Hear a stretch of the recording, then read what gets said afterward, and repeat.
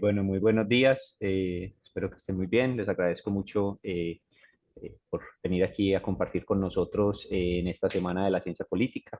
El día de hoy tenemos como invitado al profesor Javier Francé, que es profesor de la Universidad Complutense de Madrid, doctor en Ciencias Políticas.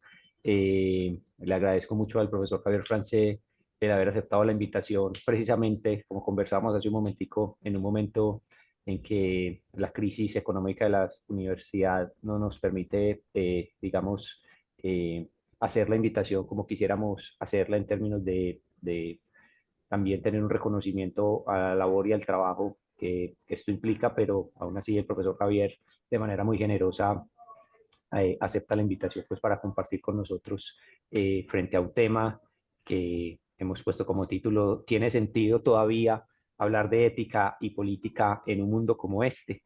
Entonces, reiterando pues mis agradecimientos. Es una semana que hacemos de la Semana de la Ciencia Política precisamente porque ayer fue el Día del Politólogo y la Politóloga en Colombia. Eh, no hay un día establecido como el Día del Politólogo y la Politóloga en América Latina. En Argentina, por ejemplo, se celebra a partir de conmemorar pues, a la figura de Guillermo O'Donnell. Aquí tiene que ver más con una decisión de la Asociación Colombiana de Ciencia Política. Entonces, un poco la dinámica que tenemos el día de hoy es que el profesor Javier Francé nos expondrá sus ideas y sus pensamientos alrededor de esta pregunta, y luego abriremos una conversación con el profesor Juan Carlos Arenas del Instituto de Estudios Políticos, y por supuesto pues una ronda de preguntas para el público. Entonces, yo le doy la palabra al profesor Juan Arenas para que nos inicie también un poco la conversación con el profe Javier Francé y luego lo podamos escuchar. Les agradezco mucho a ambos. Bueno, un saludo para todos y todas, un gusto y un agradecimiento previo al profesor Francé por haber aceptado este espacio de conversación. Como se sabe, esta es digamos, la pregunta que nos convoca es un interrogante que no es nuevo, eh, define un poco la relación histórica, digamos, que atraviesa todo el pensamiento político, en el que hay diversos momentos en los que esta respuesta ha tenido variaciones sustantivas. Entonces, hacerla contemporáneamente tiene sentido. Creo que es una pregunta que no, digamos, no va a pasar de moda, porque también cada época va a tener retos que resolver en función de ese vínculo entre la política, el poder y los imperativos éticos. Y creo que hacer digamos, abordar esa reflexión en esta sociedad con los eh, eventos de cambio social, político, tecnológico que estamos presenciando tiene un sentido muy grande. Entonces, simplemente quería pues agradecer de nuevo al profesor Francés, recordar pues como su trayectoria académica que ha estado desde hace ya bastante tiempo eh, eh, asociada un poco con la profundización de muchos de estos planteamientos del pensamiento político y de desentrañar dentro del pensamiento político el sentido que tiene lo político y el vínculo que ese sentido puede tener o el puente que se puede establecer entre el sentido de lo político y el mundo de la ética. Yo dejo ahí solamente esta presentación para darle la palabra al profesor Javier Francé. Él va a hacer una presentación inicial a partir de la cual esperamos poder abrir el espacio de conversación en la segunda parte de nuestro encuentro. Bueno, muchas gracias. Buenos días a todas y a todos.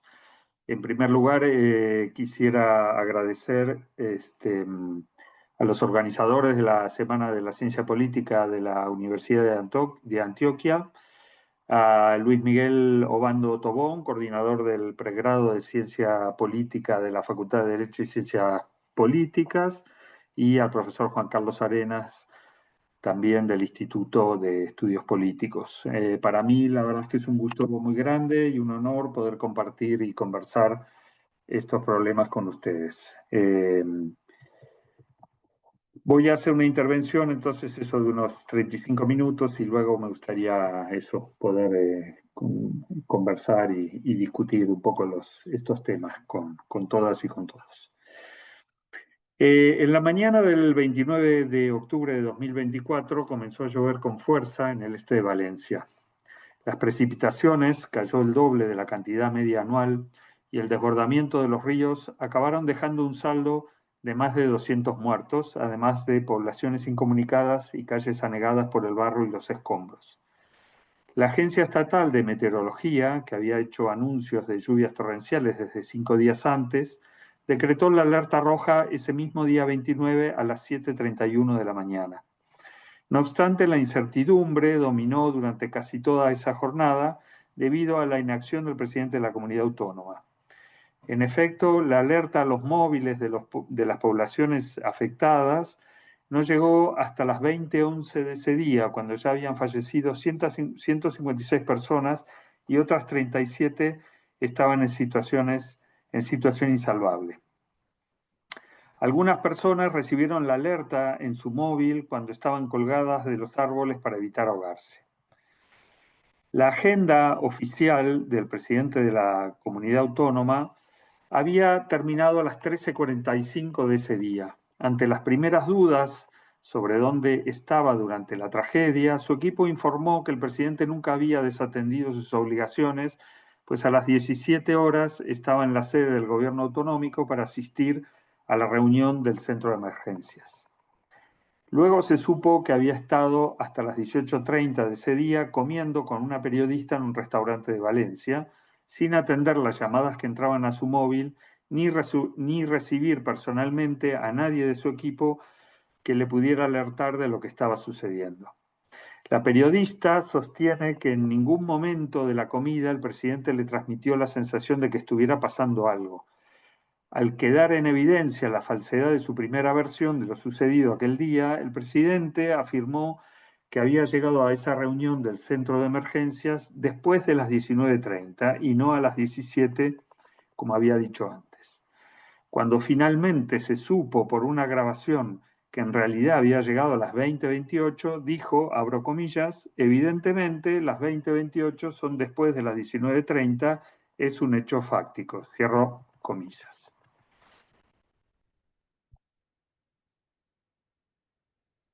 Cito este caso porque creo que es muy representativo de lo que está ocurriendo, ¿no? 2 meses después de la tragedia, dijo que ya le resultaba un poco cansino tener que dar explicaciones sobre dónde había estado aquel día 29 de octubre. El presidente no renunció hasta hace unos días, el pasado 3 de noviembre, más de un año después de la tragedia. La renuncia se produjo tras haber ido al homenaje a las víctimas presidido por el rey. Allí fue insultado por los familiares que se habían mostrado contrarios a su presencia en el homenaje. Su renuncia, además, se produjo el día en que la periodista con la que había comido aquel 29 de octubre de 2024 declaraba por el caso ante la justicia. Renunció a la presidencia de la comunidad, pero no como diputado, lo cual le permite mantenerse aforado. Fue sostenido por el presidente de su partido. Se fue diciendo ya no puedo más y declarándose víctima de una campaña brutal de desprestigio. Su jefe político lo defendió hasta último momento, diciendo que no era un asesino y que Valencia lo necesitaba para la reconstrucción. Como decía, traigo este caso porque me parece un muy buen ejemplo, ya no solo de irresponsabilidad política, por supuesto, sino de un tipo de irresponsabilidad propia de esta época, la que se lleva adelante de manera desinhibida, sin ni siquiera intentar hacer pasar el mal como bien, sino mostrando indiferencia por el mal causado, y más aún buscando convertir la demanda de reparación de las víctimas en un puro interés político partidario, para así transformar al responsable político en víctima de una campaña de difamación en su contra. Como se pueden imaginar, a este caso podría sumar otros, algunos mucho más notorios, que venimos presenciando en estos últimos tiempos. Lo central es que lo sucedido en Valencia justifica el título de mi intervención. ¿Tiene sentido todavía hablar de ética y política en un mundo como este? El propósito de esta intervención es doble. Por una parte, mostrar que si queremos saber lo que estamos haciendo cuando hacemos algo, tenemos que identificar los conceptos a través de los cuales estamos mirando y por tanto construyendo, organizando y pensando nuestra acción y de ese modo el mundo. Esto supone destacar la importancia de lo que habitualmente llamamos teoría, pues no tenemos acceso directo al mundo, a los hechos, ni a eso que se llama dato y que tendría el superpoder de matar el relato. Estamos condenados a usar conceptos, así que mejor saber cuáles son, si resultan coherentes entre sí y si dan cuenta suficientemente del objeto de estudio. Por eso, en realidad, no debería llamarse teoría, pues al construir y explicar el objeto es ya una práctica en sí misma. Por otra parte, y para ser coherente con lo que acabo de decir, el otro propósito, tal como anuncia el título, es analizar cómo podemos pensar la relación entre ética y política y si vale la pena hacerlo en un mundo como este. Una posibilidad es considerar que la política no tiene nada que ver con la ética, con el obrar bien, sino que más bien es todo lo contrario. Solo el obrar mal traería el éxito político. Si fuera así, la referencia al bien y a los valores sería simplemente un modo de maquillar la pura y descarnada lucha egoísta, caiga quien caiga, por el poder. Otra posibilidad sería que la política fuera una rama de la ética, pero tuviéramos políticos y ciudadanos poco virtuosos, relativistas, posmodernos, para los cuales, como Dios ha muerto, todo está permitido. Y una tercera sería explorar en qué sentido la ética y la política pueden converger, encajar, limar asperezas para hacer algo juntas. Nos hemos acostumbrado a pensar que hay una única ética basada en una serie de principios verdaderos, objetivos, eternos e inmutables, válida para todas nuestras acciones vitales y que su aplicación es una cuestión más bien de todo o nada que de grados. Esta es la manera inadvertida en que la tradición judeo-cristiana y greco-romana actúa en nosotros, haciéndonos mirar y analizar el mundo. Según esta perspectiva, los valores buenos, verdad, justicia, solidaridad, decencia, encajan entre sí y traen resultados acordes a su bondad. El lema de esta manera de pensar la relación entre ética y política fue enunciado por Cicerón: la honestidad es la mejor política. Pues a la larga el bien triunfa. Y su ejemplo más característico fue enunciado por la Revolución Francesa, con su lema libertad, igualdad, fraternidad, que da por hecho que esos tres valores, por ser buenos, son coherentes entre sí y se pueden realizar conjuntamente en plenitud. Pero hay otra manera de pensar la relación entre ética y política, cuyo principal presupuesto contradice el de la tradición judeo-cristiana y greco-romana, al afirmar que no hay una sola ética, sino que ésta depende de lo que está en juego en cada ámbito de acción. Según esta perspectiva, no es lo mismo la ética individual que la ética comunitaria.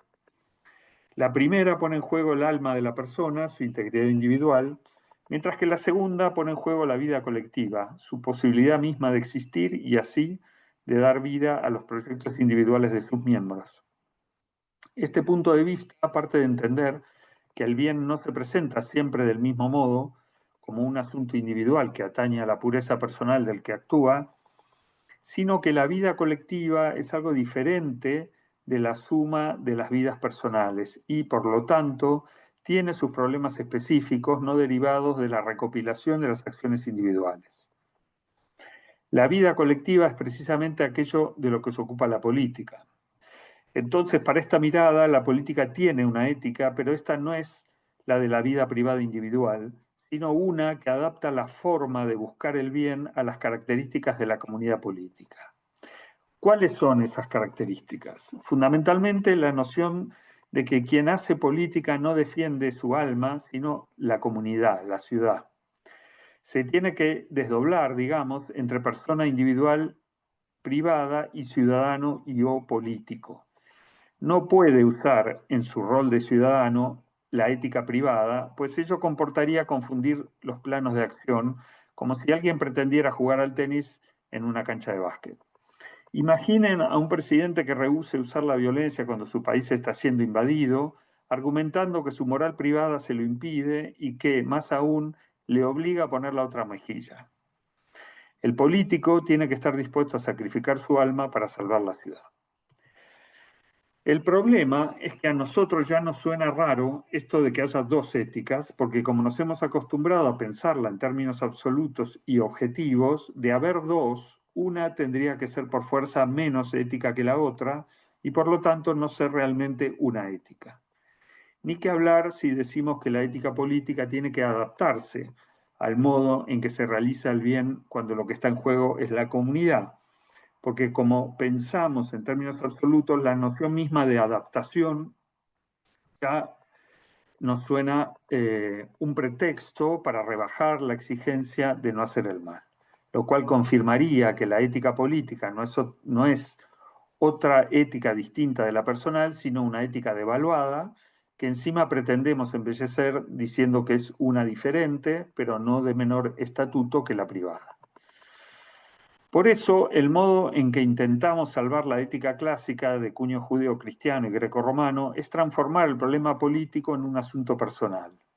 Es decir, según esto, en la comunidad no hay ética porque los políticos no son virtuosos, no siguen la moral clásica, ya que el poder corrompe. Una versión de esto es pensar que estamos en una época posmoderna, secularizada, relativista, que ha cortado todos los frenos morales de antaño y por eso legitima lo inmoral, pues como nada vale, todo vale igual. Para mí esta es una manera inapropiada, poco consistente de pensar el problema, pues reduce lo social al individual y por tanto moraliza la cuestión, ya que todo dependería del estatuto moral individual y no de la lógica de la actividad, es decir, de la política. Por supuesto que lo individual tiene un papel, pero lo primero es entender lo que está en juego y cómo está en juego. En política, a diferencia de la vida personal, no se puede renunciar al mal, porque uno no se representa a sí mismo, sino que el político representa al conjunto de la comunidad. En realidad, no solo el político representa al conjunto, sino todos nosotros cuando como ciudadanos pensamos y decidimos, por ejemplo, votando, manifestándonos en las calles, cómo queremos que sea la vida en comunidad. Si no queremos mancharnos las manos, al menos no pidamos el poder ni luchemos por él. Deberíamos retirarnos de la vida comunitaria, si es que esto es posible, a nuestra vida privada. Pero lo haríamos sabiendo que otros se van a ocupar de la vida colectiva, de la política, que por otra parte es la que nos garantiza la existencia de lo privado individual. Ahora bien, ¿por qué la política implica necesariamente entrar en el mal o la imposibilidad de rehuirlo? ¿Acaso si todos relegáramos nuestro interés egoísta no nos podríamos poner de acuerdo acerca de qué es una comunidad justa?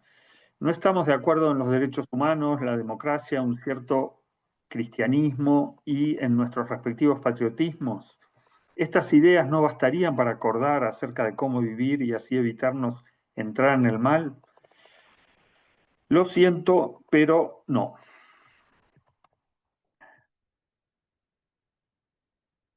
El mal no proviene solo del mal, es decir, de que haya malos que intentan no cumplir con su palabra, ni con la ley, ni con el juego limpio. La necesidad de entrar en el mal también deriva también de la pluralidad, es decir, de algo bueno. Es la diversidad, la imaginación y la creatividad humanas lo que hace que haya choque de visiones, intereses, modos de vida y fines en una misma comunidad, ni qué hablar en el mundo.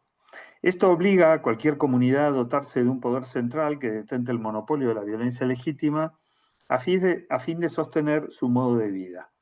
Sin ese monopolio de la coacción como último recurso, no podría, por ejemplo, hacerse vigente en democracia la soberanía popular, pues no es necesario que haya alguien que haga el mal a sabiendas, es decir, que incumpla la ley simplemente porque puede, porque no le conviene o porque le da la gana. Puede también tener otra interpretación que choque con la que define la mayoría y o la justicia, por ejemplo. Esto determina la necesidad de ese monopolio de la violencia legítima como último recurso potencial, no efectivizado pero de modo continuo, pero efectivizable en caso último necesario.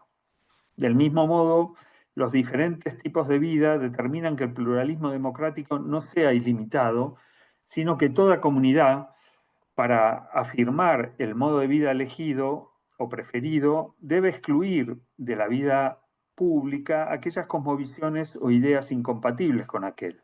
Las democracias, por ejemplo, excluyen el autoritarismo, el machismo, el racismo y el esclavismo, entre otras visiones. Entonces, es la lógica de la vida colectiva la que obliga a aceptar el mal para lograr el bien. Esto no solo ocurre, como hemos visto, en el nivel colectivo, sino también en el de la acción de cada actor cuando lucha por sus fines. Y esto por dos motivos. Porque lucha contra otros para hacer valer sus valores, lo cual significa que impedirá que esos otros valores se realicen completamente, y también porque las consecuencias de sus acciones no están garantizadas por la intención con las que fueron hechas o por el valor que las guió. Esto obliga a resignar, a esperar, a negociar, a ceder. En definitiva, a aceptar que nuestros valores tampoco se van a realizar en su totalidad, sino en el mejor de los casos parcialmente, y que muchas veces, para que eso ocurra, debemos conceder a nuestro adversario la posibilidad de realizar también en parte sus valores. Eso y no otra cosa es una negociación. La otra cara de esto es que vivir en comunidad y en especial en una democrática implica el verse obligado a hacer cosas que uno no quiere porque otros han decidido mayoritaria y legítimamente hacer lo contrario. Si todo esto es así, entonces existe una ética política. Esta es diferente de la ética individual y su principal característica es que nos condena a entrar en el mal para conseguir un bien. Su criterio es males menores evitan males mayores o permiten bienes relativos. Esta idea no es equiparable al principio de que el fin justifica los medios, porque éste no reconoce el mal hecho como un precio lamentable e inevitable en pos de un bien, sino que ni se pregunta por él, le da igual, es indiferente y ¿por qué? Porque el fin bueno justifica retrospectivamente todo el mal usado como medio para conseguirlo. El problema siguiente es cómo relacionarnos con ese mal. ¿Qué es ese mal? ¿Cómo definirlo? ¿Con qué criterio? ¿Cómo saber cuánto mal es suficiente para el bien que queremos conseguir o incluso para el mal mayor que queremos evitar? El mal tiene varios planos que van de lo general a lo particular. En efecto, hay un mal más general, que es el más probable de compartir con los otros, con el resto de los actores políticos, incluso con aquellos con los que uno compite, con los adversarios. La caída de la comunidad, la violencia, el faltar la palabra dada, el no medir las consecuencias de las acciones, no ser generoso en la victoria y humilde en la derrota, no ser patriota, etc. Todas ellas son en principio situaciones que cualquier actor evita, aunque cada uno las interprete de modo diferente según su orientación ideológica o de valores. Este nivel es al que se refiere más específicamente Maquiavelo en El Príncipe, sobre todo. Pero luego hay un mal más particular ligado a los fines específicos que cada actor político persigue, que serían sobre todo las consecuencias impensadas de las propias acciones o decisiones. Esto es lo que trata Weber como ética de la política. Ambos niveles del mal son resultado de un presupuesto fundamental. El mundo no tiene un sentido inherente. No estamos aquí por alguna razón, ni para algo especial que tenemos que conocer para poder realizar, como piensa la tradición judío-cristiana y greco-romana. Pero también las grandes corrientes modernas de pensamiento de nuestra tradición occidental dominante, desde el liberalismo y sus derechos naturales hasta el marxismo y su sociedad sin clases, pasando por el positivismo y sus leyes de evolución social, el tradicionalismo y sus culturas nacionales o incluso más recientemente el postcolonialismo y las identidades ancestrales. Estamos en este mundo, sí, y la política es una actividad de este mundo y no ultraterrenal, claro, pero este mundo no tiene un sentido inherente que haga que el bien triunfe y que el mal pague la cuenta. Hitler no perdió la Segunda Guerra Mundial porque era malo, sino porque se enterró en el invierno ruso. De hecho, también la ganó Stalin. Esta ausencia del sentido del mundo, que nos impide prever qué pasará con nuestras acciones tomando en cuenta su contenido moral, es lo que Weber llama irracionalidad ética del mundo y Maquiavelo fortuna. Esta ausencia de sentido, esta infundamentación del mundo, nos impide también definir un bien y un mal universales y objetivos. El bien es lo bueno según nuestro parecer y el mal es lo malo según nuestro criterio. Y la política, sobre todo la democrática, busca generalizar eso que según nuestro criterio es bueno e impedir lo que consideramos malo. Es decir, la política es la lucha para que los demás vean el mundo como lo vemos nosotros. En otras palabras, la política es hegemonía. Y aquí aparece el punto ciego de la ética política. La pregunta clave es ¿cuánto mal podemos tolerar para alcanzar el bien? Weber recomienda pensar en las consecuencias de nuestras acciones porque al estar el mundo desprovisto de un significado último, no tenemos por qué dar por sentado que lo bueno lleva a lo bueno, ni lo malo a lo malo. Como es sabido, Weber opone la ética de la responsabilidad a la ética de las convicciones absolutas de conciencia, de cuño cristiano, que está convencida del valor absoluto de sus fines y no puede pensar que estos, siendo los buenos, puedan traer consecuencias contradictorias u opuestas a la intención con que se realizaron. Lo que Weber, creo, está diciendo es, no seas fanático porque de lo bueno no sale siempre lo bueno. Weber sabe que nuestro apego a nuestros valores es una fe, no un conocimiento objetivo, pues este es imposible cuando hablamos de valores. Y la fe se presta al apego incondicional precisamente porque es una creencia, no un saber que podamos evaluar, contrastar, ponderar y rectificar. Sobre todo, también porque como la política habla del futuro, resulta impracticable desmentir un ideario mediante pruebas empíricas o reflexiones lógico-intelectuales. El problema es que el cálculo de consecuencias no solo es probabilístico, inexacto, sino que su espíritu es no dañar ni desprestigiar políticamente nuestra causa. Es autorreferencial. Y no porque se quiera, sino porque no hay otra posibilidad. Si alguien intentara hablar en nombre de lo universal, de lo bueno en sí para todos, estaría simplemente liquidando la democracia y la política al arrogarse, como habitualmente hacen los intelectuales o las vanguardias, también aquellos que hablan en nombre de la humanidad, saber qué es lo bueno para los demás. El problema entonces es el siguiente. Formalmente, ese cálculo de consecuencias busca hacer el menor mal posible a la propia causa. Intenta pagar el precio menor.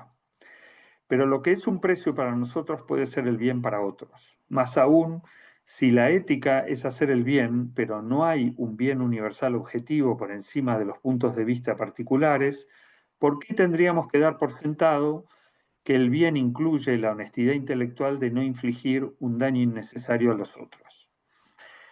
Me refiero a que ese cálculo de consecuencias puede hacerse de modo egoísta y para causar todo el daño posible a los otros compatible con mi bien. Por ejemplo, puedo alargar una guerra que tengo ganada porque sé que ese daño de más no va a afectar mi prestigio ni a mi causa, sino que por el contrario va a satisfacer mi deseo de venganza y de destrucción del otro. Pongo otro ejemplo.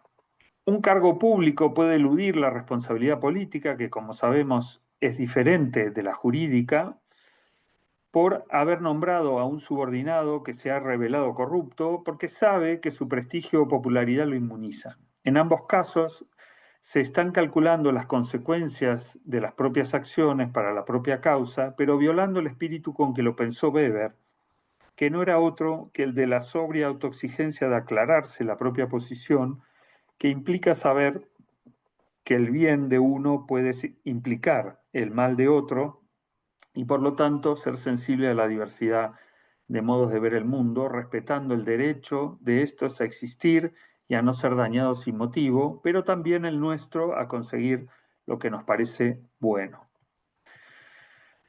Todo esto se puede resumir en un valor, el de la honestidad intelectual, que nutre lo que podríamos denominar una ética de la lucha política.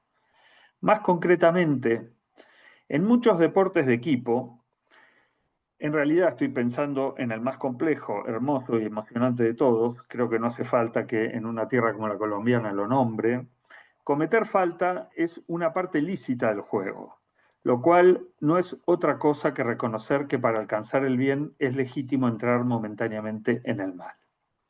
Así que al final, la ética política no depende única y exclusivamente de un eficiente cálculo instrumental de consecuencias que tome en cuenta la lógica de la política, sino que ese cálculo para realizar el bien que pretende debe estar movido por la honestidad intelectual. Solo de este modo puede volverse cierta la recomendación de Maquiavelo de entrar en el mal solo en caso de necesidad y para cometer el mínimo e imprescindible perjuicio. No parece haber otra posibilidad, porque además la ética política no es una ética del éxito. Es decir, alcanzar el objetivo que se perseguía con la decisión tomada no convierte a esta necesariamente en buena ni honesta. El resultado, otra vez como en el deporte que no necesito nombrar aquí, no dice nada acerca de si la decisión fue presidida por el honesto cálculo según el cual males menores evitan males mayores. La eficacia y el carácter ético de la decisión no se suponen mutuamente. Entonces, ¿cómo saber que el mal que ha generado una acción política es el justo y necesario sin caer en una suerte de juicio de intenciones acerca de aquellos que la ejecutaron? Acá hay dos problemas. El primero es que la intención es imposible de conocer. Y el segundo, que la intención no cuenta demasiado por no decir nada. Precisamente por eso la ética de la responsabilidad tacha de impolítica a la ética de las convicciones, porque esta, como la cristiana, apela a las nobles intenciones y se desentiende de las consecuencias o las pone en manos de Dios. Es decir, que aún si pudiéramos acceder a las intenciones, no es exactamente allí donde se encuentra la honestidad intelectual que requiere la ética política. Tenemos entonces planteado el problema en su totalidad. La política se define por sus resultados, pero como vimos de estos no podemos deducir el sentido ético-político de la decisión que los produjo. Sin embargo, tampoco podemos ni debemos extraer ese significado de las intenciones, sino de algo que se le parece, pero no es lo mismo y que está en la subjetividad. Si nos, digamos que podríamos nombrarlo como el sentido interior, la actitud con que fueron pensadas y tomadas esas decisiones. Si nos pusiéramos solemnes, llamaríamos a esto el ethos que preside la decisión. Este, como las intenciones, está en la subjetividad de los que deciden, pero refiere más a un modo de hacer, a una disposición que nos guía, que a la finalidad que se pretende o al deseo de alcanzar un objetivo. De este modo, al ser un rasgo interior, solo quien toma la decisión lo sabe y tal vez ni siquiera. Pero por otra parte, si no tomamos en cuenta la forma en que el actor pensó y decidió o solo miramos el resultado, podemos dejarnos engañar por líderes inescrupulosos o desinhibidos, como los que pululan hoy en día, que calculan cuánto mal pueden hacer sin verse dañados ellos mismos ni su causa. Al enfrentarnos a estos problemas nos resulta más fácil identificar qué posiciones teóricas no representan una solución que las que sí nos pueden ayudar a buscar una salida.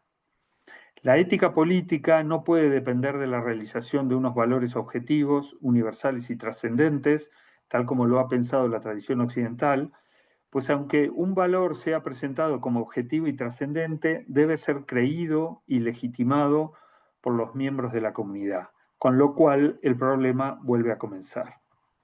A esto parece volver Carl Schmitt en La tiranía de los valores, cuando, criticando la posición de Weber, afirma que esos valores objetivos tradicionales evitaban la lógica intrínseca del valorar, que según Schmitt nos lleva indefectiblemente a considerar siempre al valor adversario un disvalor y por lo tanto a pagar cualquier precio, es decir, hacer el mal sin medida con tal de afirmar nuestros valores. Contra esta posición de Schmitt vale la idea de Isaiah Berlin. Cuando uno hace política convencido de que tiene la verdad en la mano, es decir, que los propios valores son verdades trascendentes, entonces sí abre la posibilidad de destruir a los demás. De hecho, así operaron los totalitarismos del siglo XX. Según mi perspectiva, la noción de que existen valores objetivos nos quita además la libertad de escoger los valores que nos guiarán y de elegir qué hacer para actuar bien. Es decir, nos convierte en sujetos que, incluso actuando bien, no han decidido por sí mismos hacerlo así, sino que siguen o reeligen, en el mejor de los casos, la moral dominante y o el consejo de autoridades tradicionales.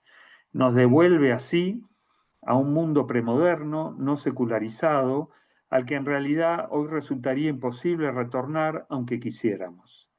Si la política es de este mundo, también lo es en el sentido de reconocer la fisonomía del mundo en el que actuamos. Y en el nuestro, Dios ha muerto. Por otra parte, esta muerte de Dios, entendida como fin de los valores objetivos, se lleva bien con la democracia, pues votamos porque no hay un saber cierto acerca de cómo debemos vivir, sino solo preferencias. Pero hay algo en la crítica de Smith que toca un punto crucial. Elegir valores no nos pone frenos per se, aunque lo hagamos sabiendo que no son verdades, sino construcciones sociales, históricas, esto es, políticas. Sin la honestidad intelectual que nos permita tener presente esa noción a la actual, podemos vernos tentados de aplastar a los demás y de pagar cualquier precio. ¿Qué hacemos entonces con la relación entre ética y política? ¿Vale la pena conceptualizarla o es una ingenuidad práctica y un diletantismo teórico porque cualquiera sea el modo en que la entendamos como verdad trascendente o como construcción histórica, parecemos condenados a actuar fanáticamente sin límites para el mal? Así como la ciencia no tiene un fundamento científico, sino que la practicamos y usamos porque valoramos el saber que produce para el tipo de vida que deseamos vivir, lo mismo ocurre con la ética política. Nos dedicamos a pensarla y practicarla porque nos resulta valiosa, porque nos importa saber lo que estamos haciendo cuando hacemos política, sobre todo en términos de bien y mal. Así como la ciencia puede practicarse con mala fe, lo mismo la política. Tenemos ejemplos de sobra. Pero en ningún caso esto da pie, creo, a desechar la búsqueda de lograr bien en ciencia y en política. Por más límites que encontremos al saber sobre la ética y la política, ello no justifica el entregarnos a una acción indiferente o ciega a la distinción entre bien y mal. La ética política que parte de Maquiavelo y de Weber y dialoga críticamente con Smith o Strauss, nos brinda un saber relevante sobre lo político.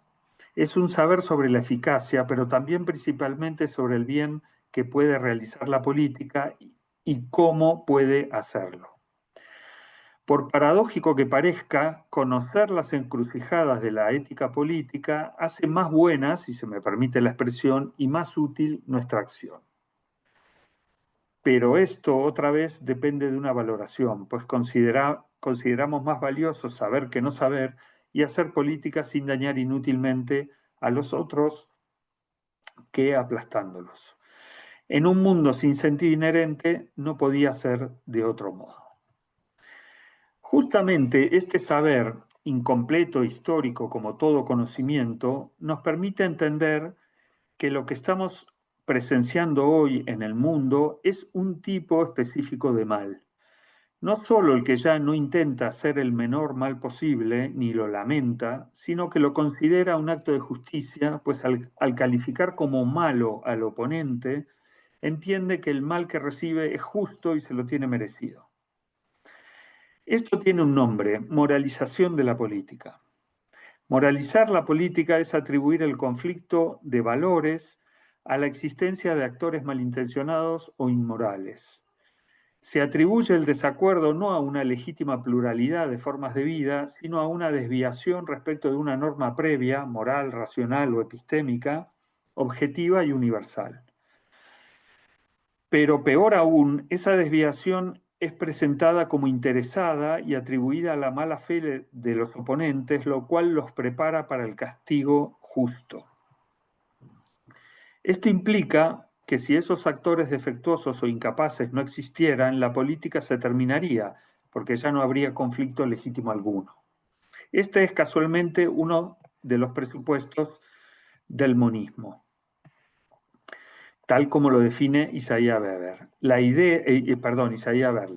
La idea de que hay un único modo de vida humano que se puede conocer y establecer como orden político. Pero, a diferencia del monismo, la moralización da por descontado que los que se oponen son malintencionados, no que ingenuamente creen que el mal es el bien o que les falta saber algo que les haría caer en la cuenta de que están equivocados. No pueden rectificar porque son necios, por lo tanto son irreformables. No es lo que hacen, sino lo que son. De ahí a merecer el mal hay menos que un paso. Y el que se los administra debe sentirse, tal como ocurre hoy en día, orgulloso de su tarea justiciera. La moralización es, por lo tanto, la negación de la ética política. Para esta, los conflictos son expresión de una riqueza humana, la diversidad, y no una anomalía o deformación intelectual o moral que hay que erradicar. Si la ética política dice, ahora sí con Schmitt, que incluso el enemigo no tiene que ser malo, sino que en todo caso es un otro con el que no puedo convivir porque nuestros modos de vida son incompatibles, pero sí coexistir porque hay lugar para todos en el mundo entendido como pluriverso, la moralización de la política afirma que cualquier diferencia es síntoma de una esencial e irreformable mala voluntad y que debe ser exterminada, ya no solo excluida o castigada. Para esto sirve también la ética política, para reconocer la politicidad de nuestro oponente, sea adversario e incluso enemigo, es decir, que es un par político y que su vínculo con los valores es el mismo que el nuestro, la fe. Concluyo. No podemos evitar que la práctica deshonesta de la ética política. Pero esto no la vuelve inútil ni ingenua, pues la ética política no solo nos brinda herramientas para luchar genuinamente por nuestros fines, sin causar daños innecesarios, sino que también nos proporciona la posibilidad de conocer algo clave de lo político, que su lógica es la de la creencia, la de la legitimidad, y no la de la fuerza desnuda, lo cual no significa, no obstante, que ésta no forme parte de lo político. Si esto es así, la ética política no solo resulta buena, sino también eficaz para la acción política. Si esto es así, hay algo en la lógica de la política que, al funcionar por la persuasión, es ético, además de útil. Muchas gracias. No, muchas gracias a usted, profesor, por el planteamiento de este conjunto de ideas, todas ellas muy provocadoras. Eh, Vamos a empezar a hacer como una conversación. Yo quisiera arrancar digamos, esta segunda parte de nuestro encuentro eh, indicando digamos, una pregunta a partir de lo que usted dijo eh, y planteé un poco en función de la distinción entre lo individual y lo colectivo, la relación entre ese mundo de las convicciones privadas y de las realizaciones de bienes públicos que en general contienen una cosa que no siempre se aviene con nuestras convicciones particulares. Y además usted digamos, comenzaba su presentación con un caso específico en el que se describe a un individuo con responsabilidades políticas desarrollando actividades, digamos, privadas que puso por encima incluso de el cumplimiento de esas responsabilidades políticas. Un almuerzo privado, una entrevista con una periodista en función de no sé qué otros intereses o qué otros objetivos, mientras ocurría en su mundo en el mundo de los otros también un desastre, una catástrofe que estaba desencadenada por un evento de la naturaleza, pero frente a la que la institución y él como representante de esa institución tenía responsabilidades, ¿cierto? Responsabilidades que iban más allá. Entonces, ese es como un primer mundo. Hay también una mención sobre el tema de, usted lo decía, algo así como, si usted no está interesado en ensuciarse las manos, manténgase un poco en la vida privada y deje esa tarea a otros que estén dispuestos a hacerlo, ¿no? Y eso me hace recordar mucho los debates que se han dado alrededor de esta tensión entre la ética y la política y el tema de la corrupción, sobre todo en función como de qué ocurre o qué sucede con los recursos públicos, si los usamos bien, si no los usamos bien, etcétera, etcétera. Entonces, una segunda dimensión. Y la tercera, que está muy, digamos, la ataba mucho en su última parte de la conversación, que tiene que ver con las acciones, y hay muchos ejemplos de ello, Ucrania o Gaza, ¿cierto? En los que actores políticos con mucho poder toman decisiones en las que hay una visión monista, en la que del otro lado está solo el mal y digamos, la catástrofe que yo estoy produciendo es solo para erradicar ese mal, ¿cierto?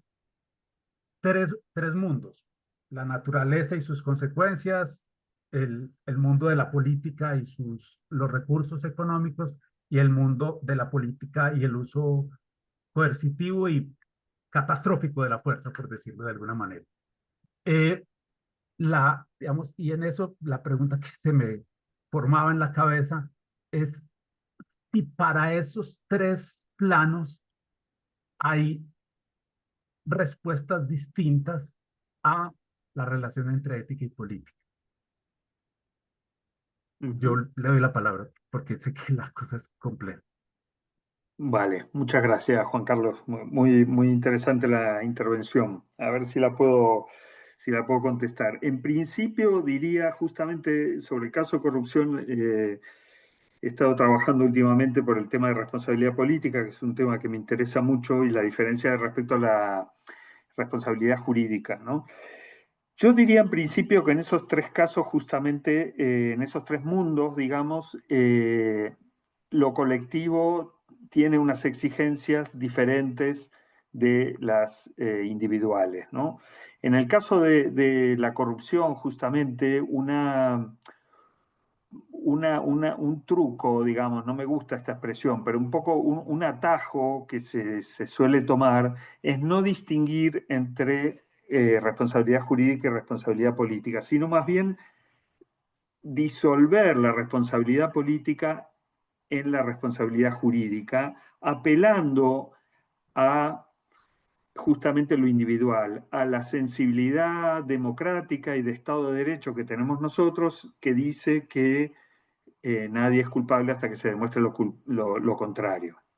En política más bien al revés, quiero decir, la ética política marca que la responsabilidad política no es ni siquiera una responsabilidad por lo material, que es con lo que solemos vincular habitualmente la corrupción, sino que lo que los representados, digamos, o la ciudadanía le entrega, entre comillas, al cuidado a los representantes es la legitimidad, digamos, el cuidado de lo común.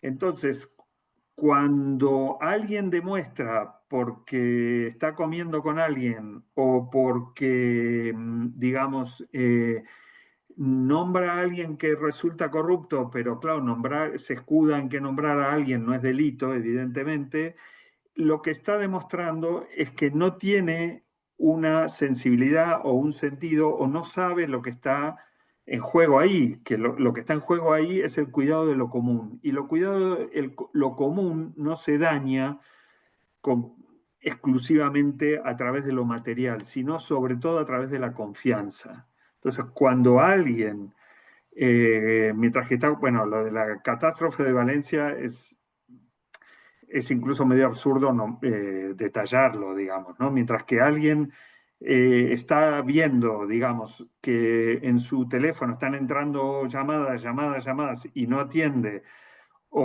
y después encima le dice a las víctimas que están haciendo una campaña política.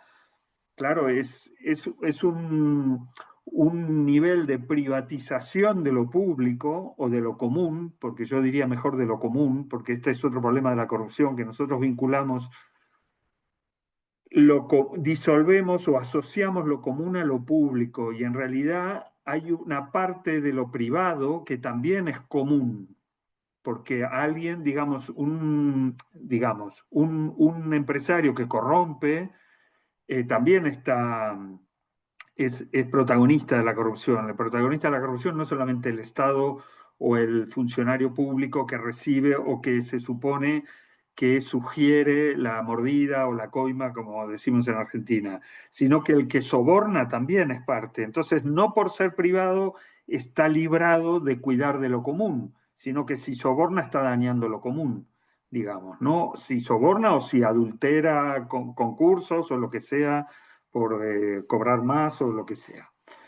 Entonces yo diría que en esos tres ámbitos, y en el caso de la fuerza también, en el caso claro, del ámbito internacional es más difícil porque precisamente a diferencia del ámbito nacional no hay un juez, digamos, no hay una autoridad política, no hay una ley internacional propiamente dicha, digamos, porque no hay justamente un actor por encima de las partes que la pueda hacer cumplir, sino que cuando uno de los actores poderosos, que son los guardianes de esos convenios de buena voluntad, se ve afectado por uno de esos convenios, se los puede saltar y nadie puede,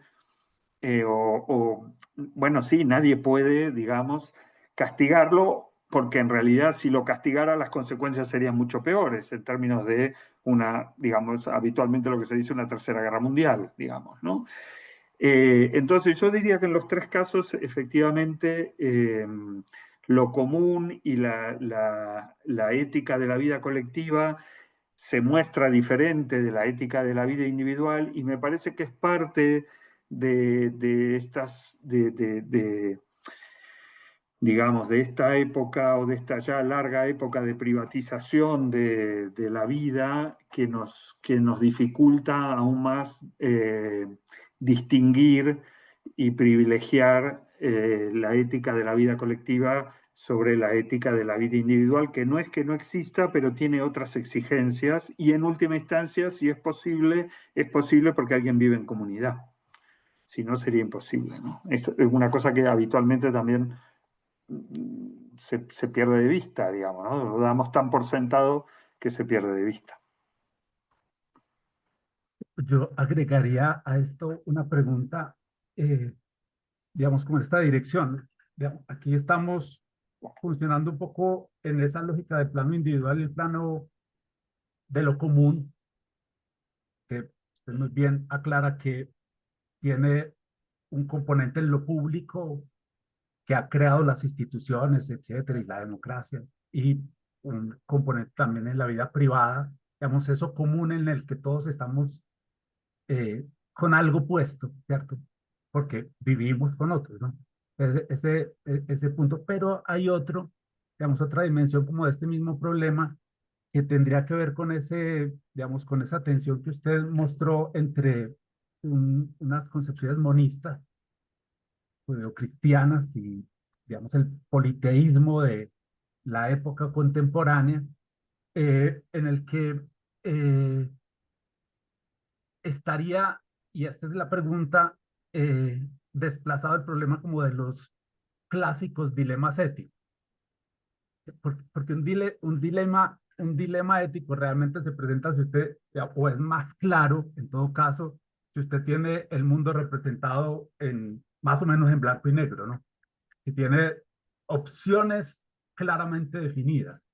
Y en general hoy, digamos, incluso en las discusiones de la política electoral, de la gente que está metida en función como de ofrecerle representaciones del mundo de la vida a los ciudadanos para que voten por ellos, normalmente se suele retratar el mundo como si todavía estuviera funcionando en una estructura monista. Es muy difícil pasarse a una concepción del mundo más pluralista. De hecho, a pesar de que en el universo de la política ese pluralismo ha hecho viable la democracia, eh, sin ese pluralismo la democracia hubiera sido mucho más frágil. De hecho, se vuelve más frágil cuando tenemos a políticos que vuelven a convertir el discurso político o el debate político en blanco y negro, y a mostrar que del otro lado de ellos esta es la maldad, no una forma distinta. Digamos, no hay un conflicto de visiones, sino una guerra o una contienda a muerte de visiones, ¿cierto? Entonces, en eso creo yo que hay como un punto de reflexión que a mí me gustaría que de pronto usted jalara un poco más en función de estas cosas, porque de hecho la preocupación por cuál es la responsabilidad de los actores políticos institucionales frente a catástrofes naturales, cuál es la responsabilidad de los políticos que se han cargado sobre sus hombros la idea de liderar a las sociedades frente a la salida de conflictos bélicos de larga duración. El caso nuestro es típico, ¿no? Colombia en una larga guerra y siempre en ese dilema de si negociar o incrementar el uso de la fuerza, y cuál es la responsabilidad de los políticos en función de operar de manera más honesta con los recursos públicos. En función de eso, sí, dejo ahí para que usted pueda. Ok, muchas gracias, Juan Carlos.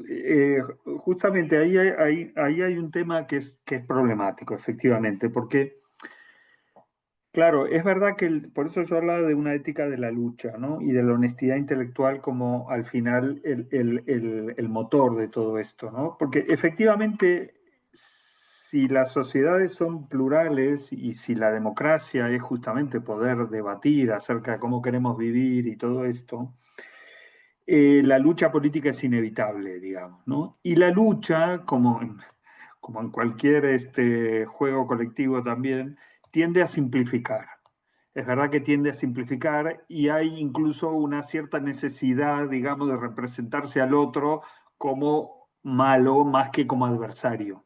No simplemente como alguien con el que no compartimos algunas cosas, sino que eh, es malo, digamos, ¿no? Eh, entonces ahí hay una dificultad muy grande. A mí me gusta distinguir entre, digamos, el discurso de la teoría política y el discurso de la lucha política, digamos, ¿no? Que muchas veces obviamente están entrecruzados, pero no son exactamente el mismo porque no tienen los mismos fines, digamos, ¿no? El discurso de la lucha política cotidiana, que es legítima, es necesaria, y es lo que hace la democracia, tiende a estos problemas, tiende a simplificar y nos anima un poco a pensar al otro más que como un diferente que como alguien malo, ¿no? Por eso me parece muy potente la frase de Carl Schmitt cuando él dice el enemigo no tiene que ser ni feo, ni malo, ni antieconómico. Es simplemente alguien con el que no podemos convivir, digamos. Es como si nosotros dijéramos, como demócrata, dijéramos, no, no necesito pensar que los que están en contra de la democracia, digamos, por decir el nivel más básico, los que están en contra de la democracia son malos. Me basta con saber que no puedo convivir con ellos porque no puede haber una sociedad en la cual se presenten a elecciones, digamos, por decirlo más sencillo, partidos que son favorables a un autoritarismo y partidos que son favorables a una democracia, digamos, ¿no? Es inviable. Entonces ahí sí creo que la labor de nuestra tarea, del discurso de la teoría política, es justamente intentar clarificar, intentar entender todo esto también, entender incluso esa dinámica de la lucha política y precisamente por eso poder pensar cuáles son los límites éticos de esa lucha. Y creo, insisto, que al final lo que está por debajo de la reflexión, sobre todo de Weber, pero creo que también en un sentido de Carl Schmitt y de Maquiavelo claramente, es la cuestión de que uno no se puede entregar a, un, a la inmoralidad abierta, digamos, a la deshonestidad abierta, por más que incluso el ciudadano no lo perciba, digamos, ¿no? La frase, esta cosa de atribuirle a Maquiavelo, que él dice, el fin justifica los medios, en realidad lo que, según mi interpretación, él está diciendo, o el texto dice, es que ese es el criterio que van a usar los gobernados, que a los gobernados lo que tiende a importarles es simplemente el éxito. Entonces, justamente por eso, dice Maquiavelo, el príncipe no se puede entregar a esa lógica, aunque le funcionara, aunque le fuera útil. Tiene que autorrestringirse, aunque los gobernados no se lo pidan, digamos, ¿no? Entonces hay como un doble, tiene que usar como un doble lenguaje. Un lenguaje con los ciudadanos y un lenguaje que es un diálogo interior, que es no permitirse ciertas cosas porque no están bien, digamos, ¿no? Entonces, la cuestión es evitar un mal mayor, pero no castigar al otro porque sea malo de manera ilimitada, ¿no? Entonces, efectivamente, ahí hay un problema y hoy en día estamos, bueno, en un momento en el cual claro, se pasa ese límite, se pasa con mucha facilidad, digamos, ¿no? Bueno, el caso de Argentina es muy notorio, ¿no? El presidente es alguien que no argumenta nunca, sino que insulta abiertamente y de una manera absolutamente soez a propios y extraños en cuanto muestren un mínimo de diferencia. Entonces, claro, eso me animaría a decir que ya no es ni siquiera el insulto el problema, sino lo que pueda venir después. Por supuesto que el insulto es un problema porque cancela la conversación democrática, incluso la conversación áspera, quiero decir, la lucha política en el Parlamento o donde sea, o en las calles, bueno, que es áspera. Pero siempre hay un límite de respeto al otro, por supuesto al adversario, pero incluso al que es enemigo, digamos, ¿no? Uno tendría incluso derecho a retrasar la frontera política, a volver a trazarla y a decir, bueno, los que antes eran adversarios para mí ahora son enemigos, ¿no? Como hacen ciertos movimientos o movimientos revolucionarios.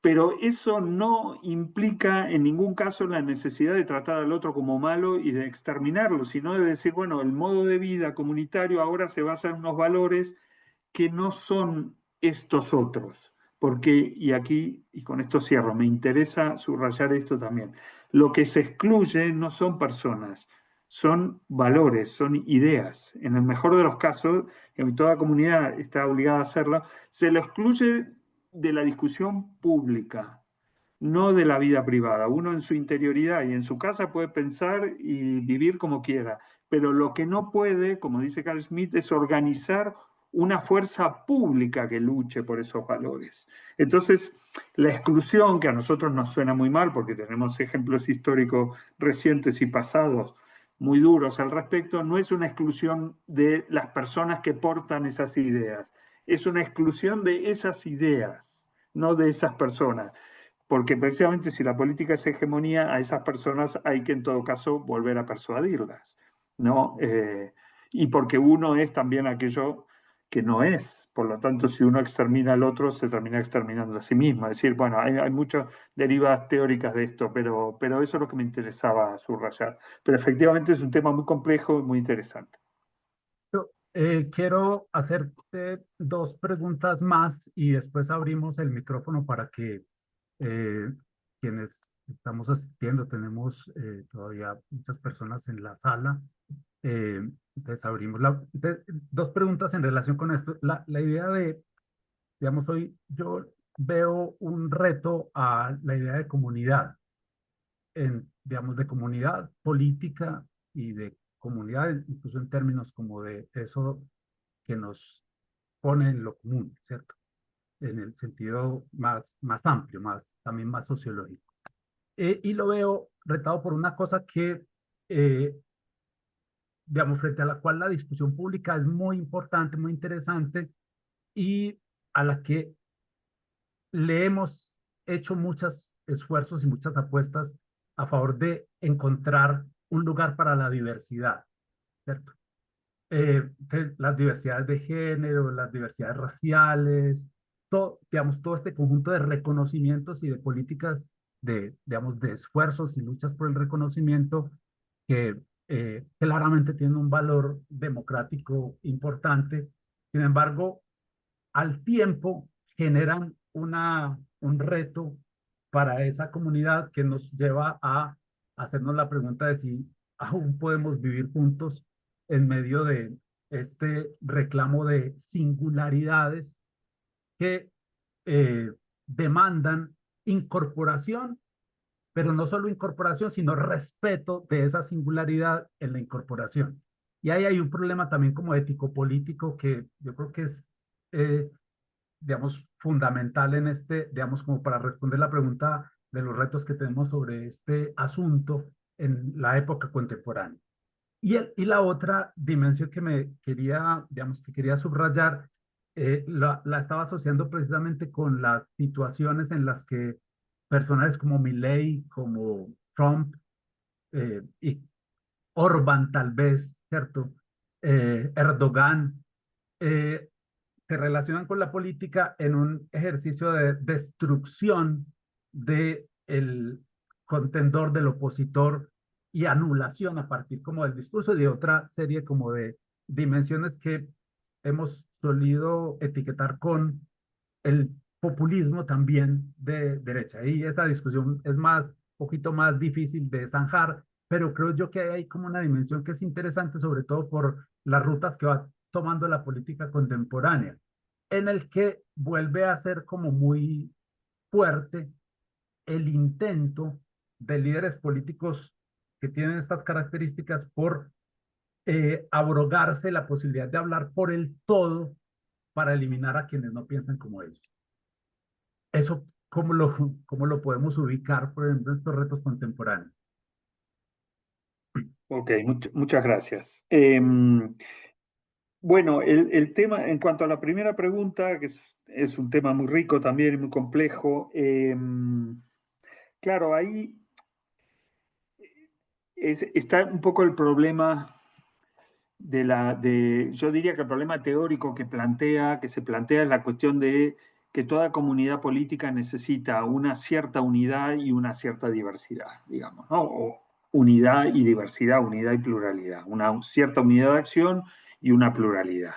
Y una cierta pluralidad, no una pluralidad infinita como nos hemos quizá habituado a pensar, o es el discurso un poco de las democracias contemporáneas sobre sí mismas, ¿no? La idea de, bueno, aquí se escuchan todas las voces, aquí todo el mundo puede hablar.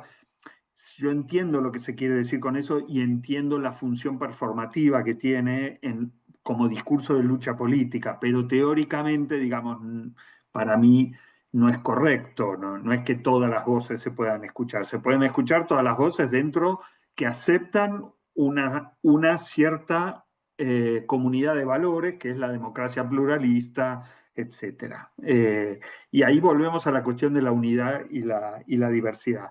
Entonces, claro, muchas veces, bueno, en política, yo creo que lo apasionante de la política, por lo menos para mí, sobre todo de la lucha política, es que siempre se está hablando de otra cosa, de algún modo, ¿no? Nunca es literal, siempre se está hablando de muchas cosas a la vez, superpuestas, ¿no? Sobre todo lo que juegan en la lucha política es la connotación, diríamos. Entonces, cuando efectivamente se reconoce la diversidad de actores que que se considera que la comunidad considera que ha tenido oprimidos durante muchas décadas o un determinado tiempo que resulta inaceptable, muchas veces como parte de ese reconocimiento se les da una capacidad de autonomía o de diversidad que muchas veces puede llegar a chocar. Pienso sobre todo en los estados plurinacionales, digamos, ¿no? Con las llamadas minorías étnicas o culturales. Se les da una cierta autonomía, una cierta capacidad de autorregularse que incluso mirado estrictamente en términos teóricos, digamos, o constitucionales, en este caso, sería como incoherente, digamos, no sería lógico, digamos. Pero claro, la política no es lógica. Entonces, por eso también nosotros tenemos que dividir, creo yo, separar esos dos discursos, porque no le podemos pedir desde la teoría, no podemos desde la teoría pensar que la política que funciona es la que teóricamente es correcta o que casa, porque en la política se juegan las cosas de otra manera. Ahora, es interesante tener esta doble mirada porque uno tiene que entender efectivamente qué es lo que está en juego. Entonces, muchas veces me parece que esa concesión de una especie de plus de autonomía que puede llegar a, a dañar, digamos, literalmente o en los términos teóricos la unidad necesaria de la comunidad, en realidad es una manera de luchar por esa unidad, porque al darles esa cabida se sienten parte, cosa que antes no pasaba. Entonces ahí el tiempo es fundamental, en política el tiempo es todo, digamos, ¿no? Eso será durante un tiempo hasta que la situación de exclusión o de subordinación o de opresión que se sentía ya no se sienta y entonces puede ser el momento ese de, digamos, de volver a una situación de relativa igualdad en todos los grupos y no que uno tenga mayor capacidad de autonomía. Pero eso, otra vez, es un asunto político. Nosotros no lo podemos resolver desde la teoría. Desde la teoría podemos aportar una cierta claridad acerca de entender esa situación, pero esa es una resolución de la política, digamos, en un sentido muy amplio, ¿eh? Pero podríamos decir en un sentido estrecho para que se entienda el ejemplo de los políticos. Tiene que ver con los votos que reciban, con la relación de fuerza, con cómo vean la situación, y ahí nosotros no podemos actuar desde afuera diciendo qué es lo que deberían hacer, porque somos nosotros los que no estamos entendiendo que esa es una lógica o una situación diferente del discurso teórico, ¿no? Y en el caso en el caso de la segunda pregunta, efectivamente, claro, ahí hay otro, para mí, sobre todo en el caso de Argentina, se me plantea un problema, ¿no? Yo creo que uno tiene que ser capaz de analizar aquello que, digamos, que uno pone a prueba, o esto yo le digo a los estudiantes, que pone a prueba su capacidad de análisis cuando es capaz de analizar aquello que político, ideológicamente más lejano está, ¿no? Más le rechaza, ¿no? Y para mí claramente es el caso de Milei, digamos, ¿no?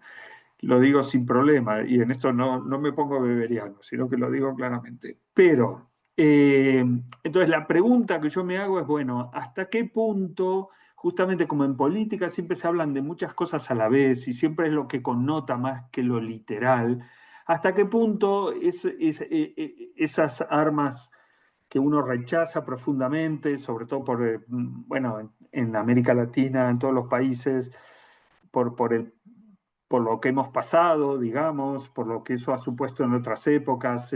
Milei revive el discurso de la dictadura y bueno, es algo muy difícil de aceptar.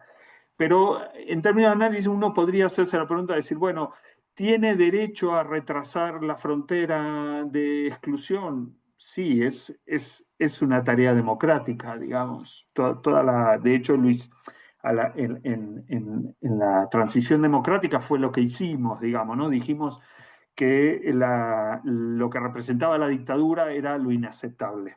Y a partir de ahí construimos democracia, ¿no? Bueno, Milei ahora viene a decir que, bueno, en realidad no pasa por ahí la frontera, sino pasa por otro lado. Bueno, por supuesto que habría que ver el contenido de esa frontera, pero lo que me pregunto muchas veces es si esas armas que a uno le causan tanto rechazo no son formas de mostrar su beligerancia contra ciertas cosas que para mucha gente se volvieron inaceptables. Pero ahí recurro otra vez al tema de la autolimitación de los actores políticos, digamos, ¿no? es legítimo que un actor político proponga retrasar la frontera. De hecho, es lo que han hecho los populismos, digamos, entendidos a la manera de la CLO, digamos, no en mi caso, no a la manera un poco de sentido común con que se usa. Han retrasado la frontera, han nombrado una minoría insensible y han construido determinadas políticas públicas, etc. Pero claro, el problema es cómo se hace eso. El problema es que uno tiene derecho a hacer eso, pero creo que no, digamos, no tiene derecho a hacerlo o no se condice con la ética política en la medida en que si uno acepta la democracia, acepta también la legitimidad del adversario, digamos, ¿no? Entonces, cuando uno en democracia uno tiene derecho a convertir ideas que antes eran adversarias en ideas enemigas, sí. Pero cuando uno lo hace moralizando la vida política, es decir, moralizando al adversario, ahí no está yendo solo contra esas ideas, está yendo contra esas personas. Creo que en el fondo es una política poco útil porque es una política que renuncia a persuadir, sino que lo que busca es que el otro confiese su culpa, lo cual en política suele generar el efecto contrario, y por lo tanto creo que va en contra de una ética democrática. Digamos, no puede ser que el resultado sea, no es democrático, puede ser, pero no es democrático que el resultado sea que los únicos legítimos son los que son exactamente iguales a uno, porque entonces no hay pluralidad. Ya está, es así de sencillo, digamos. ¿No? Uno tiene derecho, insisto, a poner a otros en un lugar que antes no estaban, pero tiene que haber pluralidad y tienen que ser respetadas las personas. El problema son los valores, la lucha es de valores, no de personas, porque si no se abre el juego a la violencia y aplastar al otro. Excelente, excelente, profesor. Yo quisiera abrir el espacio para preguntas, no sé, digamos, si en el auditorio hay quienes quieran hacer alguna intervención, alguna observación, eh, prenden su cámara y pueden hacer la pregunta. Hacemos el mismo juego, una pregunta, una respuesta y lo podemos trabajar así. La profe María Dolly quiere intervenir. Adelante. Está sin... Ya, ya, ya. Es que me Ok. están entrando unos mensajes y me bloqueó el celular. Sí, no, lo primero es agradecerle al doctor Francés, maravilloso. Eh, y pues un texto lleno de un montón de que ojalá lo pudiera compartir para, ¿cierto? Pero digamos que yo tengo como una cantidad de preguntas, ¿cierto? Es intentar en la inquietud grande. Lo primero es que, bueno, yo no voy a hablar de ética y moral porque son dos cosas distintas, solo sobre lo bueno, solo lo bueno, ¿cierto? ¿Qué entendemos por lo bueno? Y desde los 80 ya se venía pensando que había una urgencia manifiesta en lo político de volver a traer la discusión sobre lo bueno, ¿cierto? O sea, algunos lo llamaron ética, otros lo llamaron justicia, pero era un asunto fundamental. Pero de ese me pone a pensar toda digamos, la presentación del doctor Fernández, es, bueno, ya veníamos dando porque todavía esa moralidad o esa concepción de lo bueno individual, cuando tú vas cualquier espacio de lo público, falla. Y se me ocurría pensando mientras hablaban, etcétera, y es que nosotros traemos como unas taras de la modernidad. La primera de las taras es retrasos, como unas cosas imperdibles, que creemos que sin eso no podemos sobrevivir, pero yo creería que sí. Lo primero es Hombre, el liberalismo. Frente al liberalismo, yo sé que nosotros tenemos, digamos, muchas cosas en gratitud frente al liberalismo, ¿cierto? Y todas nuestras libertades negativas y etcétera, etcétera, todo lo que todos sabemos. Pero también nos marca un individualismo demasiado fuerte. Entonces, esa tensión entre lo individual y lo colectivo, yo no creo que las personas, o tal vez sí, decidan frente a lo público decir, yo primo porque es que yo, lo mío es principal y yo filtro todo lo colectivo por allí, sino porque se viene históricamente que eso individual es muy interesante y ese liberalismo es lo que tenemos que aferrarnos a él. Recuerden ustedes que el liberalismo democracia, esa vaina no funciona ni teóricamente. O sea, inclusive teóricamente ya tiene muchos problemas. Y si a eso le vamos a meter que vamos a diseñar un Estado democrático liberal, mucho más problemático. La primera tara. La otra tara que el profesor Arenas hizo también alusión ahora es a la concepción monolítica del bien común. Desde los 80, finales, inclusive finales del principio de los 90, ya se había dicho que esa vaina no se podía. O sea, no podemos seguir hablando de un solo bien común, sobre todo en Occidente, cuando ya el pluralismo se nos revela, o sea, se nos muestra y tiene espacios jurídicos políticos, digamos, no sé la palabra que se me ocurre, es como sanos, pertinentes, adecuados, para que el pluralismo con confianza se muestre. Solo que seguimos aferrándonos a lo monolítico. Yo creo que esa es otra tara también que traemos, ¿ya? Y otro problema que no es de menor envergadura es la economía, que también es un factor, digamos, un fenómeno que se nos atraviesa del Estado, que también es muy egoísta, porque es el sistema que nosotros en Occidente tenemos es un sistema depredador. O sea, sigue ahondando la necesidad de que todos pensemos que lo individual es lo más importante. Por eso no importa dañar el medio ambiente, quitarle una cantidad de beneficios a ciertas personas. O sea, mientras yo esté ganando, todo está perfecto. O sea, ese es el equilibrio del sistema.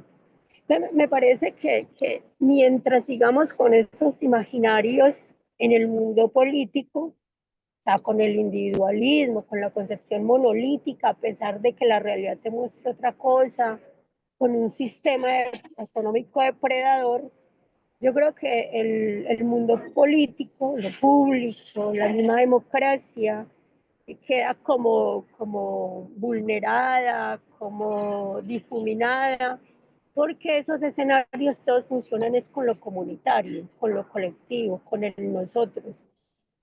Entonces, pertinente hablar claro, es totalmente pertinente hablar de política y ética, o de política y sobre lo bueno, porque ética y moral son dos cosas distintas. Pero el asunto, creería yo, es que tenemos que hacer como una reeducación, pensaría yo, y creo que ahí el papel de los intelectuales es fundamental, una reeducación en que no es abandonar el liberalismo, no, sino ponerlo en una justa medida cuando hablamos de nosotros, ¿cierto? Sí tenemos que abandonar la concepción monolítica del bien, necesariamente, porque es que ya no nos funciona. Es una cosa que obliga a un grupo social a tener unas cargas que no tienen justificación ninguna. O sea, no hay justificaciones ni morales, ni jurídicas, ni políticas, ni culturales para que tantas personas dentro de una misma, digamos, población padezca siempre la depreciación, ¿cierto? Tanta pobreza en todos los niveles. Ese asunto monolítico tenemos que eliminarlo necesariamente. Y el asunto de replantearse los efectos dañinos de la economía, pues de una economía como la que tenemos, un sistema económico, por lo menos internamente, porque yo sé que el mundo globalizado, pues no nos vamos a poner a hablar de economía solidaria, pero digamos que internamente el Estado. Me parece que esos fenómenos nos afectan poder pensar lo bueno. No sé, doctor, esa es la inquietud que me deja su presentación, la verdad. Sí, sí, pertinencia toda, pero yo creo que todos esos imaginarios, por lo menos esos tres, y ahí es donde está la pregunta. ¿Está de acuerdo con los imaginarios? Es papel de la academia tiene que empezar a desmontar, tiene que empezar a debatir, tiene que meterle nuevamente a la población, a todo mundo, que tenemos que salir de ello si queremos estar con los demás, de una manera buena, o sea, tener una buena vida con nosotros. Hasta ahí, muchas gracias. Muchas gracias. Voy a darle la palabra a Luis Miguel, que tiene una pregunta adicional y juntamos las dos respuestas para poder cerrar como nuestra sesión de hoy. Adelante, Luis Miguel. Listo. Bueno, profe, muchas gracias por la conferencia. Hay una cosa que a mí siempre me ha parecido muy importante y por eso también la búsqueda de invitarlo a usted para una semana de la ciencia política, es que me parece que lo que guía la pregunta en sus trabajos siempre es la de la primacía de la política, ¿cierto? Y en ese sentido que no es posible reducirla a lo legal, lo moral o otros asuntos adicionales, ¿cierto? Y en ese sentido me acuerdo que me corrige si estoy tergiversando un poco lo dicho por usted, y es que en una columna de opinión suya, me parece que en La Vanguardia, no me acuerdo dónde, señalaba usted que la profesión del político no solamente es la más necesaria, urgente, sino también una de las más difíciles, ¿cierto? Y creo que en eso de ser una de las más difíciles, quisiera volver a esto del dilema de las manos sucias, ¿cierto?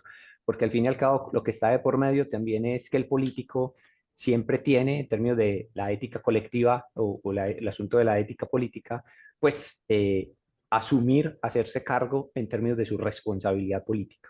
Entonces, quería como en términos de eso hacerle dos preguntas. Una era que si precisamente esa responsabilidad política, en parte está en su texto, pero quisiera pues como hacer más énfasis en eso, implica moverse, es decir, dejar por fuera la ética de la convicción, en términos de que no se busca ser, digamos, o estar en lugares con una asepsia o impolutos, sino precisamente ensuciarse las manos, ¿cierto?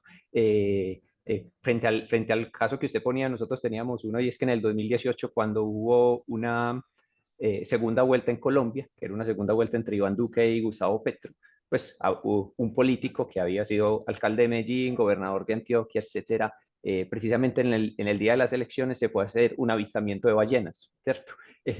Donde fue profundamente criticado, es decir, porque claro, puede quedar impoluto con una asepsia profunda, pero con una falta de responsabilidad política enorme, ¿cierto? Y un segundo punto que no sé si saque mucho de la discusión, si saque mucho de la discusión no tiene necesidad como de que debatamos sobre esto, y es que también con estos ejemplos que usted nos traía, digamos con el caso de Valencia, con este que pongo yo acá, también hacía la pregunta, también se me generaba la pregunta en términos de que ser político entonces implica unas responsabilidades mayores, ¿cierto? Pero también un cargo muy necesario. Si estamos frente a como esa figura del ciudadano total, a la que Bobbio le tenía tanto miedo porque era como las 24 horas, ¿cierto? En esto, y ya no una pregunta no más por la ética, sino como por la vida privada, si esto supone también que el político, digamos, ve suspendida su vida privada, o si solamente se ve suspendida en los momentos de excepción, pues o en los momentos donde estamos frente a un asunto difícil. En el caso colombiano también hemos tenido, por ejemplo, casos que frente a Gustavo Petro, hay quienes han exigido, por ejemplo, que él tenga que mostrar su historia clínica, ¿cierto?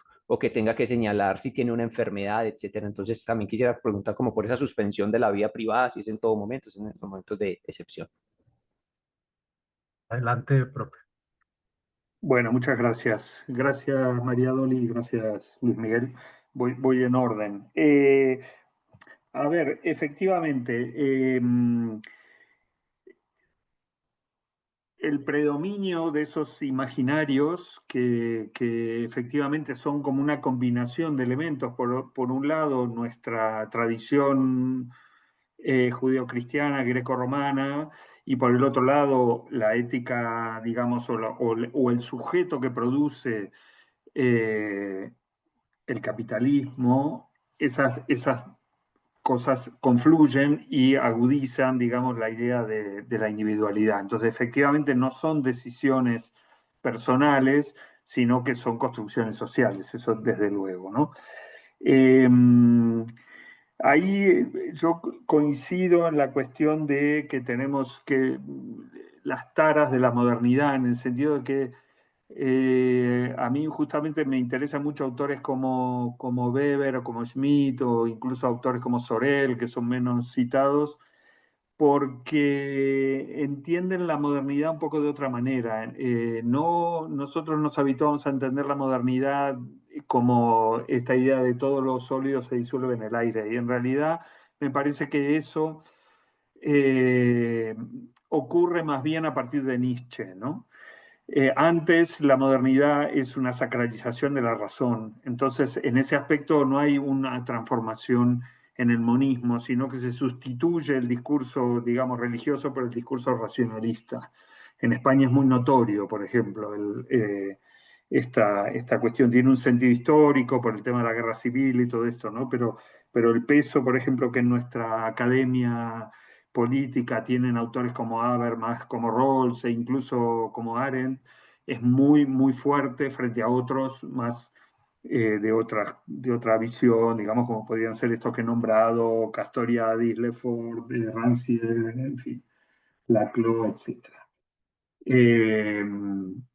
Entonces yo prefiero hablar de modernidad en el sentido de esa segunda modernidad, o realmente una especie de corte dentro de la modernidad respecto de lo que sería la primera modernidad, que sigue siendo monista, y la segunda modernidad a partir de Nietzsche, que es como un preludio del constructivismo, digamos, que podríamos llamar, para entendernos, posmoderno o postestructuralista, digamos, ¿no? En ese sentido, me parece que la manera de entender el liberalismo justamente tiene que ir por ese lado.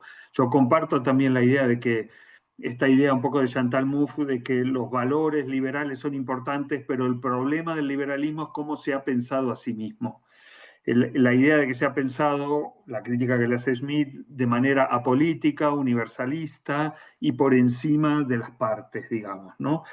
Entonces ahí efectivamente los valores de la individualidad, los valores de lo privado son importantes, y del pluralismo, pero son importantes entendidos como valores que son históricos, que son contingentes y por lo tanto que deben ser defendidos, construidos políticamente. No son un elemento que surgen de la razón, y por lo tanto nos podemos confiar en que en la medida que son racionales van a triunfar, y por lo tanto podemos nombrar como irracionales a aquellos que no los defienden, porque entonces recaemos en la moralización que abre todos los problemas que yo citaba antes, ¿no?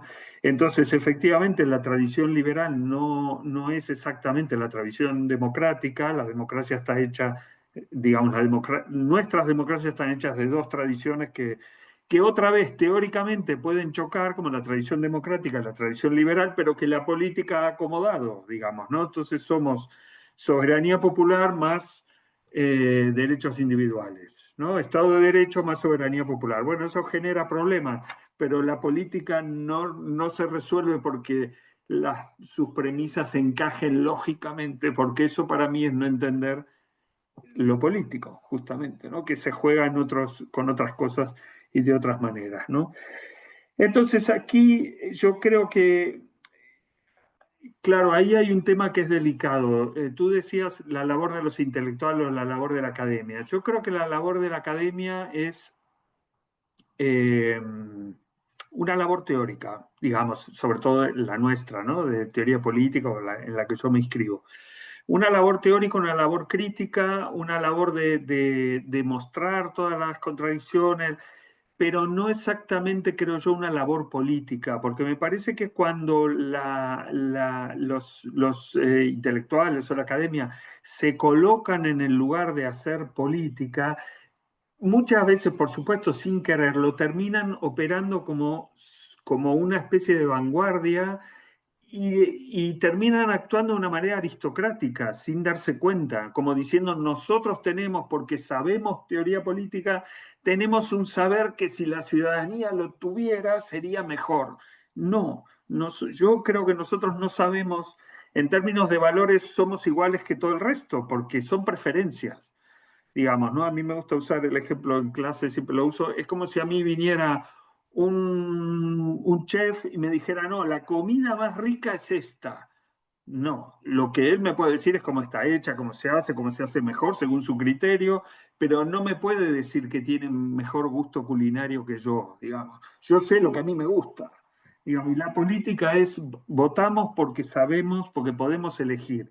Ahora bien, la labor nuestra es, en un sentido, auxiliar esa decisión. Para el que quiera, ahí tiene las herramientas teóricas de saber qué es la teoría, qué es la democracia, cuál es su epistemología, que yo creo que es esta que estoy diciendo, etcétera, etcétera. Pero no me parece que sea el trabajo de por decir así, esclarecer. Sí, el trabajo de mostrar y de criticar y de, incluso, por supuesto, de hacer teoría normativa, que eso también, desde luego, ¿no? Y luego, en cuanto a la pregunta de Luis Miguel, claro, la relación entre ética de las convicciones y ética de la responsabilidad. Aquí hay un punto que, claro, muchas veces se dice ética de las convicciones. Cuando Weber la nombra, creo que la nombra no casualmente como ética de las convicciones absolutas de conciencia. Eso lo que quiere decir, ya presupone toda una manera de entender los valores. No es simplemente tener convicciones, sino es vivir esas convicciones como si fueran absolutas o verdades eternas para todo tiempo y lugar. Él incluso dice, bueno, esa ética es muy valiosa para quien quiera ejercerla y muy exigente, digamos, no es a lo que estamos acostumbrados nosotros, es mucho más exigente que lo que estamos acostumbrados nosotros, ¿no? Es entregarse a los leones en el circo, en el foro romano, porque uno no puede responder con la violencia. Y no porque uno esté pensando que se va a ganar el paraíso, que es como lo entendemos nosotros hoy de manera instrumental, sino porque tiene convicciones absolutas de conciencia y este mundo es un mundo de paso. En fin, hay muchas implicaciones. Entonces, no es que las convicciones no tengan que ver con la responsabilidad, porque precisamente la responsabilidad es respecto de nuestros valores. El problema es cómo se viven esas convicciones o esos valores, que no pueden ser vividos de manera absoluta e incondicionada, porque este mundo no admite ese ethos, digamos, esa manera de vivirlo. Ni siquiera digamos, ni siquiera en un sentido lo admite para los cristianos, porque los cristianos no esperan triunfar en este mundo obrando de esa manera, sino que lo que saben es que lo que ganarán es la vida verdadera en el mundo ultraterreno, pero no en este. En este lo más probable es que les vaya mal. Entonces, la política, el problema es por qué hay que combinarlos, porque la política es representar a otros, es hablar en nombre del conjunto. Entonces, yo no me puedo poner en primer lugar. Si yo me pongo en primer lugar, mando al muere a los demás. Es así de sencillo. Pero les he dicho que los iba a proteger. Entonces, ahí hay una contradicción. Y en cuanto a vida privada y vida pública, es un tema muy, muy interesante. Claro, a mí no me gusta tampoco, no me parece que sea parte de la política, porque creo que en ese aspecto los valores de la privacidad son importantes, que como suele ocurrir en Estados Unidos, se diga, bueno, si le mintió a la pareja, entonces cómo no le va a mentir a la ciudadanía y entonces se avance y se haga una visión transparente, que es más bien de cuño protestante, digamos, y no católica, digamos, ¿no? Pero yo creo que además ahí, más allá de eso, no es una cuestión de religión, sino de protección. Bueno, digamos, ahí justamente me parece que hay un tema que es muy interesante, que es la tensión entre interioridad y exterioridad en la política. La política es un asunto de convicciones interiores, digamos, lo que uno cree, lo que uno quiere hacer, en parte era lo que yo planteaba en la exposición, ¿no? De decir, bueno, ¿cómo sé yo que estuvo hecho honestamente ese cálculo? Porque puede haber salido mal, bueno, pero eso no quiere decir que haya sido deshonesto, es que calculó mal porque es un cálculo de probabilidades.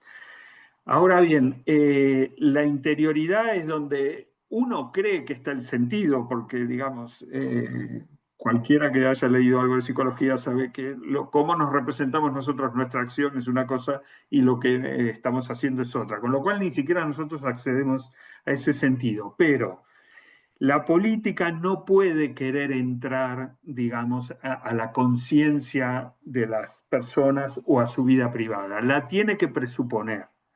La política se maneja por cómo se mueven los cuerpos en la esfera pública, digamos, y en la esfera privada también.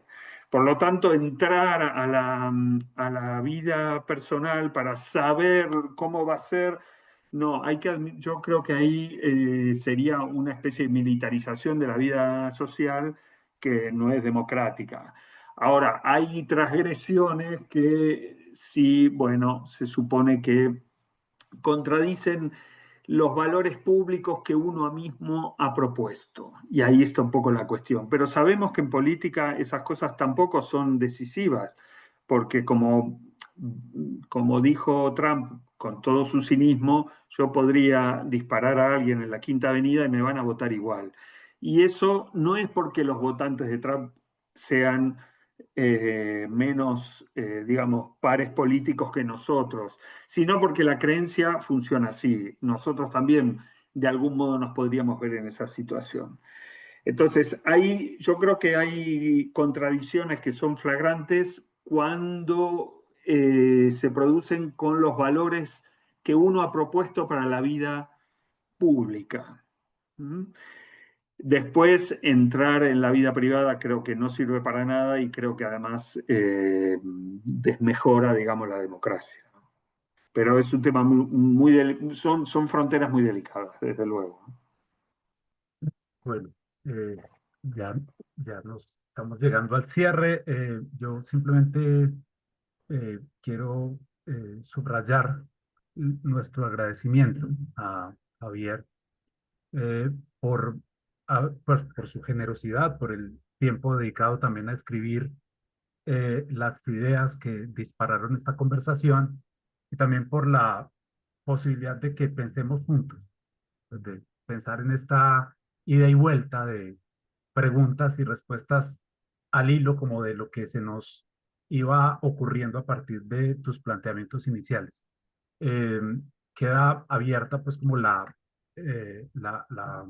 discusión sobre un problema que sabemos que es viejo y contemporáneo, o sea, que no se supera. Y creo que las coordenadas que planteaste dan la posibilidad como de repensar parte de como esta gran tradición acumulada en Maquiavelo, Weber, Berlin, para que repensemos problemas muy recientes y muy contemporáneos. Muchas gracias.